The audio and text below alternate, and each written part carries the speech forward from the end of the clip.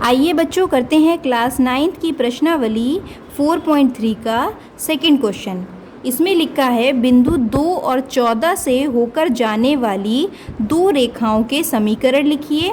इस प्रकार की और कितनी रेखाएं हो सकती हैं और क्यों।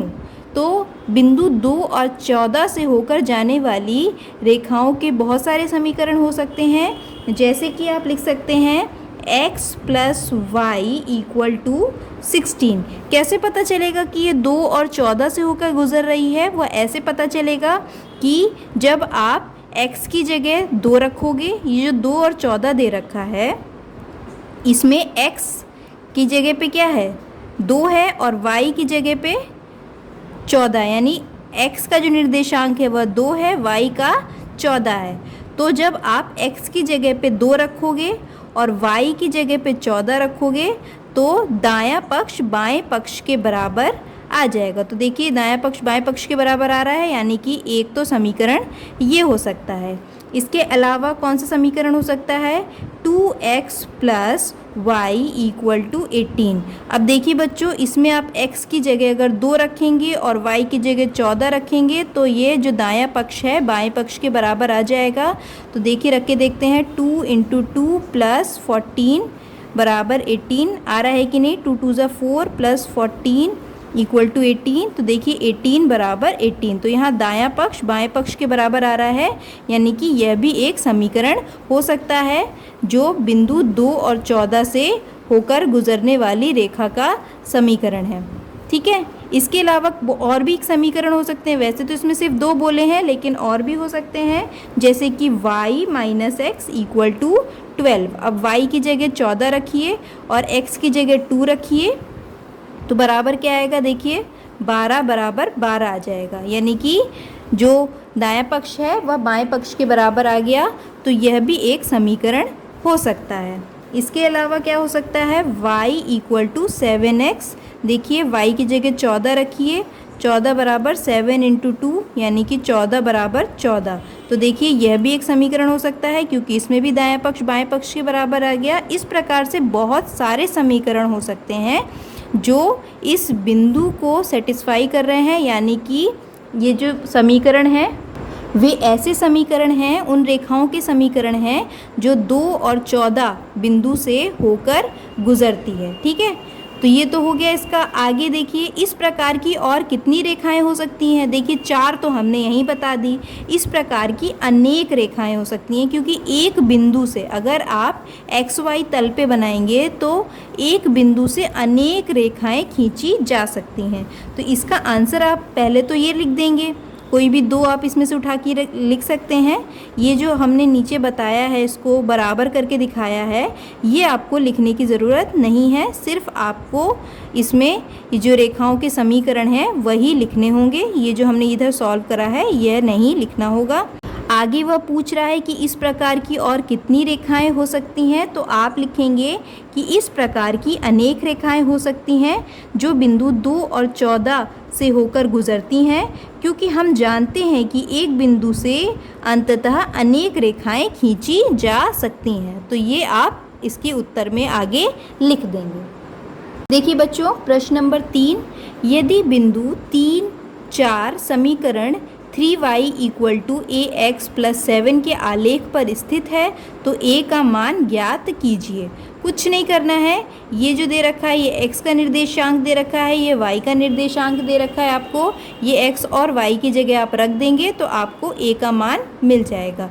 तो 3y = ax + 7 दे रखा है, तो यहाँ पे y की जगह क्या है 4 है, तो 3 × 4 बराबर a × x, यानी कि 3 + 7। तो ये हो जाएगा 4 × 3 = 12, 3a + 7, तो यहाँ 3a यहाँ रख देते हैं, 12 - 7, 3a बराबर हो जाएगा 5 और a बराबर हो जाएगा, ये जो 3 है इधर भाग में चला जाएगा तो ये हो जाएगा 5/3। तो a की जो वैल्यू अब निकालना था, a का मान ज्ञात करना था, वो निकल आया है 5/3। चलिए बच्चों देखते हैं क्लास 9th की प्रश्नावली 4.3 का 4th क्वेश्चन।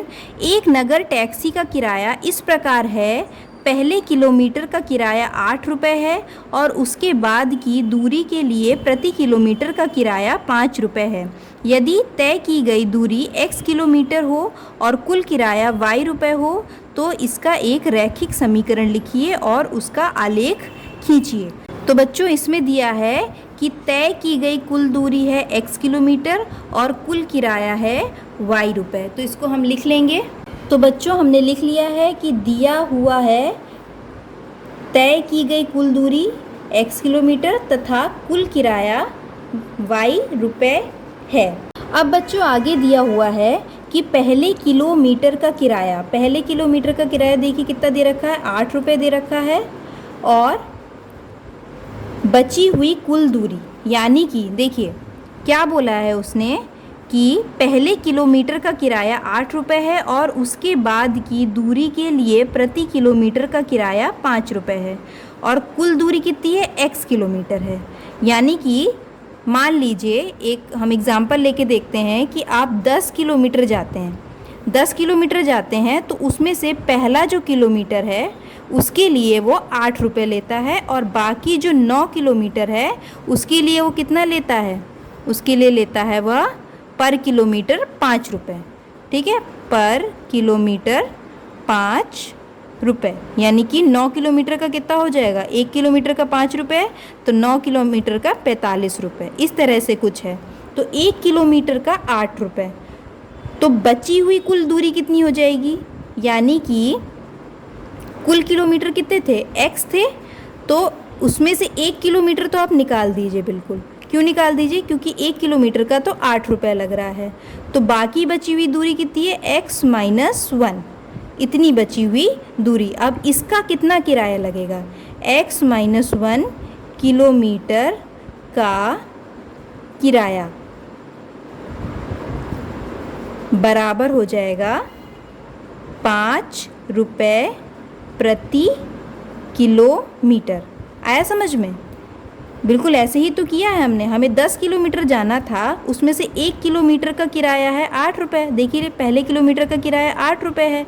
अब बचे कितने किलोमीटर, 10 में से 1 गए 9, 10 में से 1 माइनस कर रहे हैं। वैसे ही कुल किलोमीटर थे x में से 1 हम माइनस कर रहे हैं ताकि हम ये जो किलोमीटर हैं इसका हम किराया निकाल सकें।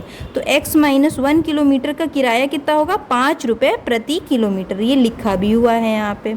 तो अब प्रश्नानुसार क्या कह रहा है वो, कि जो उसका कुल किराया लगा वह कितना लिया था उसने, कुल किराया उसका y रुपये लगा। y रुपये जो लगा है वह किससे किससे मिलकर लगा है, एक तो 1 किलोमीटर का जो किराया लगा 8 रुपये वो है, ठीक है, और साथ साथ जो कुल दूरी थी उसका पर किलोमीटर 5 रुपये लगा है। तो 1 किलोमीटर का 5 रुपये, तो x माइनस 1 किलोमीटर का कितना है, x माइनस 1 गुणे 5। तो ये हो जाएगा x माइनस 1 गुणे, सॉरी यहाँ पे 1 होगा, x माइनस 1 गुणे 5। तो ये आपका समीकरण बन जाएगा। इसको आप सॉल्व कर लेते हैं। तो 8 plus 5x minus 5 equal to y। तो ये हो जाएगा 5x plus 3 equal to y को इधर ले आते हैं तो ये हो जाएगा 5x minus y plus 3 equal to 0। तो ये आपका समीकरण बन गया है। इसको आप ऐसे भी लिख सकते हैं 5x minus y equal to 3। तो ये बन गया है। इसके अब हम x और y के मान निकालेंगे अलग अलग। तो चलिए करते हैं। क्या करेंगे हम, जो ये था ना y equal to 5x plus 3, यही तो है, इसी को तो हमने आगे पीछे करके ही ले आए हैं। तो इसको ले लेते हैं हम। तो y इक्वल टू है 5x प्लस 3। अब हम क्या करेंगे, x के अलग अलग मान रखेंगे तो हमको y के अलग अलग मान मिलेंगे। जैसे हम अभी पीछे क्वेश्चन में कर रहे थे बिल्कुल वैसे ही करेंगे। तो ऐसा करते हैं, यहाँ पे एक बॉक्स बना लेते हैं हम इस तरह से। एक रहेगा x और एक रहेगा y। तो x और y ये हमने बॉक्स बना लिया। अब हम x की अलग अलग वैल्यू रखेंगे।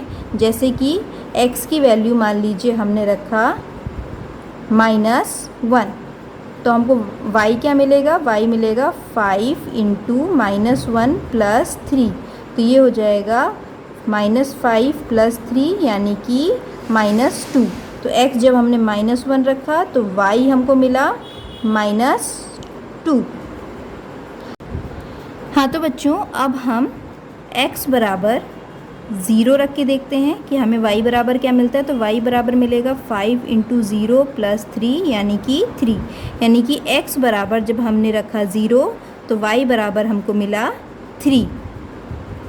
तो तीसरा पॉइंट निकालने की ज़रूरत नहीं है, 2 पॉइंट काफ़ी हैं। इन्हीं दोनों पॉइंट से हम ग्राफ पेपर में इसको दिखा देंगे, इसका आलेख खींचकर आपको दिखा सकते हैं।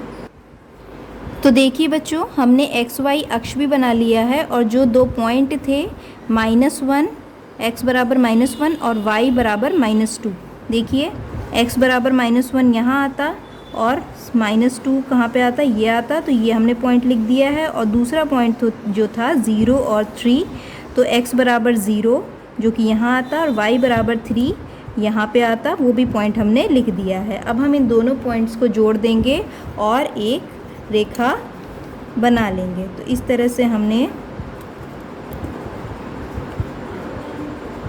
दोनों पॉइंट्स पे रखा है और इस तरह से ये रेखा बना ली है। तो इस तरह से इसका आलेख हम बना लेंगे। और बच्चों ये जो रेखा हमने बनाई है इसका नाम क्या होगा, इसका नाम होगा 5x - y = 3। तो यहाँ पे आप लिख सकते हैं 5x - y = 3। तो ये इस रेखा का नाम होगा और यह इसका आलेख है।